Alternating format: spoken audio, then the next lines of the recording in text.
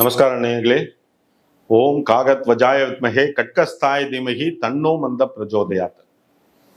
FTP Tamil channel நேயர்களுக்கும் FTP பக்தி channel நேயர்களுக்கும் உங்கள் குன்றத்தூர் பாலாஜியின் அன்பார்ந்த வணக்கங்கள். இப்போ இந்த பதிவில் நம்ம பார்க்கக்கூடிய விஷயம் என்ன அப்படின்னா, கணபதி ஹோமம். கணபதி ஹோமத்தை பற்றி, அதுக்கு உண்டான சிறப்புகள் என்ன, அது பண்ணுறதுனால என்ன நன்மைகள்ங்கிறது இந்த பதிவில் நம்ம ஒரு தனி வீடியோவாக பார்க்க போகிறோம். இப்போ நிறைய பேருக்கு இந்த கணபதி ஹோமம் ஏன் பண்றோம், எதுக்கு பண்றோம் அப்படின்னு தெரியாம பண்ணிட்டு இருக்காங்க. முதல் விஷயம் எல்லாருமே நல்லா புரிஞ்சுக்கணும். கணபதி அதாவது விநாயகர், விநாயகரை ஏன் நம்ம இவ்வளவு ஒரு முக்கியத்துவம் கொடுத்து நம்ம கொண்டாடுறோம் அப்படின்னா, அதாவது முதற் கடவுள் சொல்லக்கூடிய விநாயகர். ஏன் அவருக்கு அந்த அங்கீகாரத்தை யார் கொடுத்தா? அதாவது விநாயகர் பார்த்தோம் அப்படின்னா கர்ப்பத்துல தரித்த குழந்தை கிடையாது. அதை நம்ம முதல்ல தெரிஞ்சுக்கணும் எல்லாருமே. அதாவது பார்வதியோட மானசீகமான குழந்தைங்கிறவர் தான் விநாயகர். பார்வதி பார்த்தோம் அப்படின்னா விநாயகரை ஒரு சின்ன மஞ்சளா பொடிச்சு அந்த மஞ்சள்ல ஒரு குழந்தையோட உருவத்தை செஞ்சு அந்த உருவத்துக்கு பார்வதி உயிர் கொடுத்ததுனால் அந்த குழந்தை விநாயகரா மாறினது. இதுதான் புராண காலத்துல இருக்கக்கூடிய கதை. அதாவது இது ஆக்சுவலி சிவனோட ஒரு விஷயம் பார்த்து என்னங்கிறத நம்ம பார்த்தோம் அப்படின்னா, சிவன் பூதகணங்களோட வேட்டைக்கு கிளம்பிடுவார். அவருக்கு இருக்கக்கூடிய விஷயம் என்ன அப்படின்னா, கோபங்கள் ஜாஸ்தி. சிவனை பொறுத்த வரைக்கும் கோபங்கள் ஜாஸ்தி. அப்பப்போ வீட்டுல இருக்க மாட்டார். காடாறு மாசம் நாடாறு மாசம் மாதிரி வேட்டைக்கு கிளம்பிடுவார். அப்போ பார்வதி ஒரு தனிமையில இருக்கும் போது கொஞ்சம் மஞ்சளை எடுத்து அந்த மஞ்சளை உருண்டையா பிடிச்சு அதுக்கு ஒரு உருவத்தை கொடுத்து ஒரு குழந்தையா அதை பிடிச்சு அந்த குழந்தைக்கு ஒரு உயிரை கொடுத்தான் பார்வதி. அப்ப அந்த குழந்தையோட பார்வதி அவன் நேரத்தை கடத்தி விளையாடி இருக்கிற காலகட்டம். அப்போ ஒரு நாள் பார்வதி அம்மா நான் குளிக்க போறேன், அந்த குழந்தைய வாசல்ல உட்காத்தி வச்சுட்டு யாரு உள்ள வந்தாலும் நீங்க விடக்கூடாது அப்படின்னு சொல்லிட்டு அந்த குழந்தைக்கு கட்டளை இட்டு போயிருக்கா. அது குட்டி குழந்தை இவ்வளோண்டு அது உட்கார்ந்துட்டு இருக்கு, உருண்டையா பால் சைஸ்ல உட்கார்ந்துட்டு இருக்கு. அப்ப சிவன் வேட்டையை முடிச்சுட்டு பூதங்கணங்களோட உள்ள வர்றாரு, என்ட்ரி ஆறார். சிவன் உள்ள வரும்போத சிவனோட காலை பிடிச்சு அந்த குழந்தை தடுக்கிறது. சிவன் இப்படி பார்த்துட்டு கீழே பாக்குறாரு. பார்த்தா அவர் குட்டி குழந்தை. அப்ப கேட்கிறாரு, யார் நீ, என்ன எதுக்கு நீ தடுக்கிற அப்படின்னு சொன்னதுக்கு அந்த குழந்தை சொல்லுது, என்னோட அம்மா குளிச்சுட்டு இருக்கா, யாரையும் உள்ள வரக்கூடாதுன்னு உத்தரவு, காவலுக்கு நான் உட்கார்ந்துட்டு இருக்கேன் அப்படின்னு. அப்போ அவர் கேட்கிறார், உங்க அம்மா யார்? எங்க அம்மா தான் பார்வதி அப்படிங்கிறான். சிவனுக்கு ஒண்ணுமே புரியல. என்னடா குழந்தை நமக்கு தெரியாம ஒரு குழந்தையா அப்படின்னு சொல்லிட்டு சிவன் யோசிக்கிறார். யோசிச்சதை கூட அவருக்கு அந்த கோபம்ங்கிறது உடனே வந்துருது. வந்த உடனே கேட்கிறார், என்ன தடுக்க நீ யாரு அப்படின்னு சொல்லிட்டு கேட்கும் போது அந்த குழந்தை சொல்லுது, என்னுடைய தாயோட அனுமதி இல்லாம நான் உன்னை உள்ள அனுப்பவே மாட்டேன். அப்போ சிவனுக்கு கோபம் அவருக்கு உடனே கோபம் வந்துடும். அந்த சிவனுக்கு உடனே கோபம் கையில இருக்கிற அந்த சூலத்தினால அந்த குழந்தையோட தலையை சீவிடுறார்.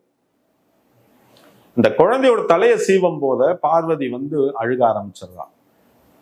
என்னோட குழந்தைய நீங்க எப்படி இந்த மாதிரி கொண்டு இது பண்ணியிருக்கேள் நீங்க, எனக்கு ரொம்ப கஷ்டமா இருக்கு, என்னோட குழந்தைய அழிக்கிறதுக்கு உனக்கு என்ன உரிமை இருக்கு அப்படின்னு சொல்லிட்டு பார்வதி அழுகிறான். அழுகும் போத உடனே சிவன் இப்படி பார்த்தோன்னே, நான் மானசீகமா நான் மஞ்சள்ல பிடிச்சு அந்த குழந்தைக்கு உருவத்தை கொடுத்து நான் அந்த குழந்தையோட நான் சந்தோஷமா இங்க விளையாடி இது பண்ணிட்டு இருக்கேன், நீ இந்த மாதிரி என் குழந்தைய அழிச்சிட்டியேன்னு உடனே சிவனுக்கு ஒண்ணுமே புரியல. உடனே சொல்றார், அந்த பூதகணங்கள்கிட்ட சொல்றார், இமிடியேட்டா வடக்கு பக்கத்துல போயிட்டு என்ன தலை இருக்கோ அந்த தலையை இமிடியேட்டா எடுத்துட்டு வாங்க அப்படிங்கிறார். அப்போ இந்த பூதகணங்களுக்கு ஒண்ணு இது கிடையாது. நேர போறது ஒரு இறந்து போன யானையோட சடலம் அங்க கிடக்கு. அந்த யானையோட சடலத்தை கொண்டு அந்த தலையை வெட்டி கொண்டு கொடுத்துடுறார். கொடுத்த உடனே சிவனும் அதை கவனிக்காம என்ன பண்ணிடுறார், அந்த குழந்தையோட உடம்புல வச்சு தலைப்பகுதியில வச்சு பொருத்திடுறார்.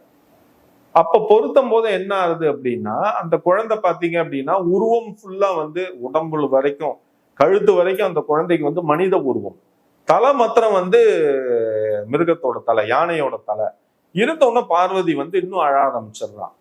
என் குழந்தைய எப்படி இப்படிலாம் கேவலப்படுத்தணுமோ அவ்வளவு கேவலப்படுத்துறீங்க நீங்க. இந்த குழந்தைய எப்படி யாரு என்ன எப்படி மதிப்பாங்க, உடம்பு ஃபுல்லா வந்து மனித உடம்பு இருக்கு, தலை வந்து மிருகத்தோட தலை இருக்கு, எப்படி அப்படின்னு சொல்லிட்டு அழுதும் போது அப்போ வந்து சிவன் சொல்வார், நான் வந்து தலையை வச்சு சீவி இது பண்ணி கொன்னுட்டேன், அந்த குழந்தைய கொன்னுட்டேன், இப்போ இந்த மிருகத்தோட தலையை அவனுக்கு வந்து வச்சு இவனுக்கு உயிர் கொடுத்துட்டேன் நானு, இதுக்கு மேல நான் எதுவும் பண்ண முடியாது, ஆனா இவனுக்கு ஒரு அங்கீகாரத்தை வந்து நான் கொடுக்குறேன் அப்படிங்கிறார். அது என்ன அங்கீகாரம் சொல்லிட்டு நம்ம பார்த்தோம் அப்படின்னா, இந்த உருவத்தை தான் எல்லாரும் வந்து முதல்ல வணங்கிட்டு தான் அவங்களோட வேலையே பார்ப்பாங்க அப்படிங்கிற ஒரு பெரிய அங்கீகாரம். எந்த ஒரு விஷயத்தை நம்ம ஆரம்பிக்கிறதுக்கு முன்னாடி விநாயகர் என்ற கணேசனை நினைக்காமல் ஆரம்பிச்சாங்க அப்படின்னா அது வந்து முழுமையடையாது. இந்த ஒரு நல்ல விஷயத்த வந்து நான் வந்து விநாயகருக்கு அருள் செய்யறேன்னு சொல்லிட்டு சிவன் வந்து ததாஸ்துன்னு சொல்லிட்டு தலையை தொட்டு ஆசீர்வாதம் பண்றாரு. அதனாலதான் விநாயகரை பொறுத்த வரைக்கும் அவ்வளவு ஒரு பவருங்கிறது அதுதான். நம்ம நிறைய பேர் பார்த்துருப்போம் நடைமுறையில, வங்கி கணக்குல இருந்து இந்த கணக்கு வச்சிருக்கிற நோட்ல இருந்து எல்லா இடத்துலயும் புள்ளியார் சுழி போடாத மனிதர்கள் கிடையவே கிடையாது. யாரா இருக்கட்டும், விநாயகரை கும்பிடாதவங்க லைஃப்ல கிடையவே கிடையாது. விநாயகரை பிடிக்காதவர்களும் யாரும் கிடையாது. விநாயகரை யாருக்காவது ஒருத்தர் பிடிக்கலன்னு சொல்லுங்க, விநாயகரை பிடிக்காதுன்னு சொல்லக்கூடிய ஆள் யாருமே கிடையாது. விநாயகருக்கு எல்லாரையுமே பிடிக்கும். விநாயகரை கண்டா எல்லா மக்களுக்கும் பிடிக்கும். காரணம் ஏன் அப்படின்னா, நம்மளை வந்து எந்த ஒரு கோரிக்கையும் ஏற்றுக்கொள்ளக்கூடிய கடவுள் பார்த்தோம் அப்படின்னா விநாயகர் தான்.